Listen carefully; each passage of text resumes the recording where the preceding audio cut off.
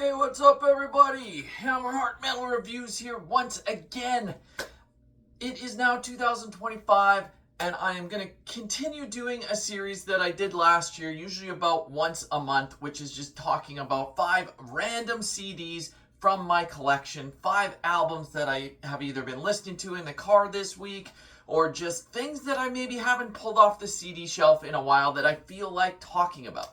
So if you are familiar with my channel from last year, you know the spiel, you know the deal with these videos by now. If you're new to the channel, yeah, that's basically it. Not really any rhyme or reason to the albums that I am grabbing, but just 5 random CDs from my vast CD collection that I feel like talking about. I usually try to switch up the genres in these videos so I don't have just 5 black metal albums in one video. Today I've got 5 different genres, so one from various different subgenres within metal that I'm going to talk about. But enough rambling, let's just get into this and see which albums I'm going to talk about today. So, kicking it off, I'm going to go with some Black Sabbath, but maybe not the era that you are most familiar with. I'm going to be talking about the Tony Martin era of Black Sabbath with Headless Cross. This is probably my favorite from the Tony Martin era. If you're unfamiliar with him, he's got a great voice. So after Ozzy was out of the band, after Dio was out of the band, they had some other vocalists in there as well from Deep Purple, and then finally they settled on Tony Martin, and he was with the band for quite a few albums actually, and some of them are better than others. This one is probably my favorite. Tear, it would be another one that's definitely right up there as very much worth listening to, but he's a great vocalist. The style of the music here has shifted a bit from their earlier days. This isn't just like the doomy Black Sabbath of old. This almost has like a Whitesnake vibe to it, if you will, like very much an 80s feel to this album. But yeah, there's just great catchy songs in here. Obviously the title track, Headless Cross, is amazing. When Death Calls, top-notch stuff there. Black Moon, Nightwing, like all in all, front to back, this album is just a solid Black Sabbath album. Maybe I feel like this doesn't get enough love. It's a very underappreciated era of the band and a very underappreciated album. So if you're unfamiliar with them and you want to hear a different side of Black Sabbath, definitely go check this out. You'll not be disappointed. A solid album. Alright, up next we're going to switch to some death metal with Morbid Angel and their third album, Covenant. So this one, I actually haven't listened to this in quite a while. I was just like trying to pick something to listen to in the car. I was in a death metal mood and I'm going through my CDs. I'm like, I have not pulled this off my CD shelf in quite some time, probably almost a year. I'm like, it is time to listen to some Morbid Angel. Like, why have I not? I don't know. Sometimes I get too caught up in listening to new stuff that I kind of forget about the classics. But this is a great goddamn album. Not my absolute favorite by them, but it's very close. The first 3 or 4 albums are top-notch old-school death metal, but this has some absolutely killer songs on it. Rapture, Pain Divine. I mean, obviously, God of Emptiness is the great closing song on here, but just once again, front to back, everything on here is just amazing. Trey Azagthoth's guitar playing on here is amazing. Pete Sandoval's drumming is amazing, and this is probably the most legible David Vincent's vocals ever were. He's always been a very clear enunciator with his death metal vocals compared to the vast specter of other death metal vocalists out there. Sometimes you can't always understand what they're saying, but you can always understand what David Vincent's saying, and especially on this album, he's very clear with his enunciations, and it's just a very fucking killer death metal album. Like I said, I don't know why I haven't listened to this in a long time. Just has, I guess, slipped my mind because I get caught up with other bands and more newer stuff, I guess. But yeah, gotta give Morbid Angel some love because they were one of the first death metal bands I listened to, and it still doesn't get old. It holds up to this day. Goddamn classic album.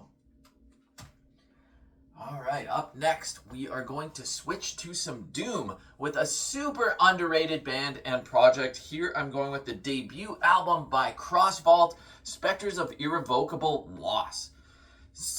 Of Revocable Loss. Sorry, not Irrevocable Loss. Spectres of Revocable Loss. Got a great album cover there, which I'll show. The lighting in here kind of sucks today. The light's shining through my window at a weird angle, so I don't know if you can see these too well, but hopefully you can. This, yeah, it's just really one of the bleakest albums I probably own. It's so dreary. They just really paint the emotions on really hard here. This is perfect for a rainy day, or if you're feeling depressed. I mean, this may not make you feel any better. This is really going to bring you down. If you're unfamiliar with the band, this at this point was just a two-man project with the vocalist from Horn is the drummer and vocalist here, and then the other dude, what is his name? Yeah, they just go by M and N. N being Narath or Nicholas from Horn, and M, not sure what his name is, but yeah, great picture of them there on the inside. So yeah, I mean, if you're a fan of Horn, you'll know what the vocals are going to sound like, but there's no black metal vocals here. This is completely clean sung and just, yeah, so dreary, very slow tempoed, like just doom through and through. There's not really any other subgenres going on here. This is just doom that is going to drag you down, but I highly recommend this if you're a fan of doom and you've not checked this out before.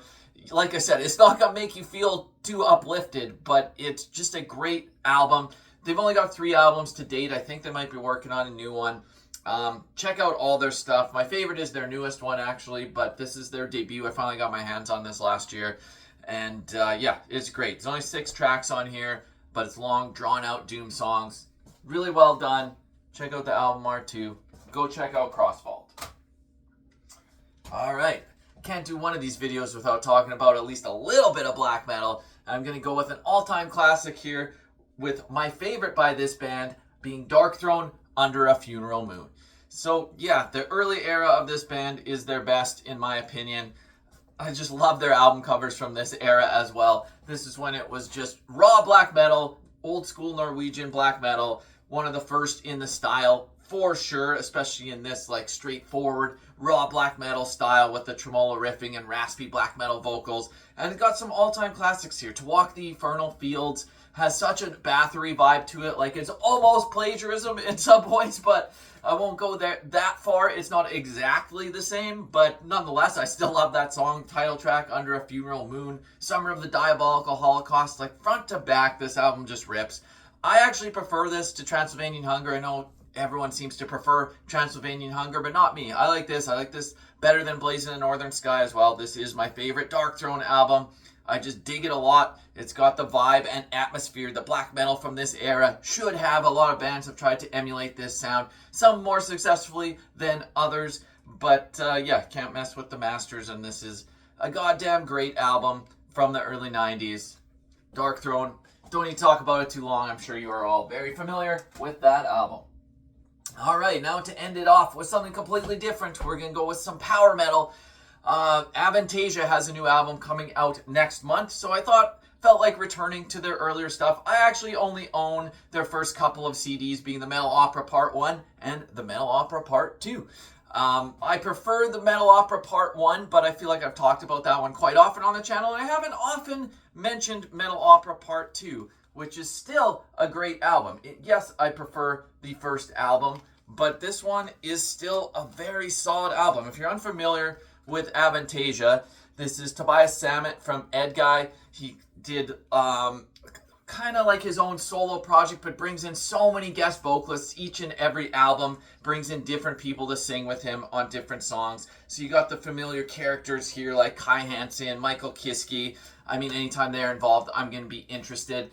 Over the course of their career, I haven't necessarily loved every album that he's put out. So it started going a more rock direction, but there's always at least a few songs that stand out. The first album, Metal Opera Part 1, masterpiece from front to back. This one, for the most part, is pretty close. There's maybe a couple songs that hold it back from being as good as it can be, but this is still a great album. You got the opening, like, 14-minute epic, The Seven Angels. Like, how good is that song? No Return with Michael Kiske. Absolutely great. Chalice of Agony with Kai Hansen. Great. There's some piano ballads on here as well. Just all in all, still a very solid power metal album, even if I give the edge to the first part. And yeah, I'm excited to check out the new album. I didn't love the first new single that came out, but I've seen some of the guest vocalists that are coming out for some of the other songs, so we'll wait to see how that is. But yeah, I'll definitely be checking out the album, and hopefully I enjoy it. But yeah, hopefully you enjoy this one. If you're unfamiliar with it, go check it out. So those are my 5 albums for today.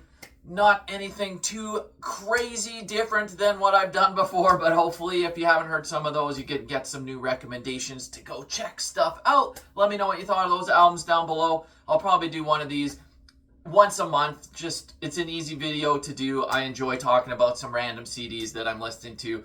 So hopefully you enjoy them too. And until next time, Hammer Heart Metal Reviews out.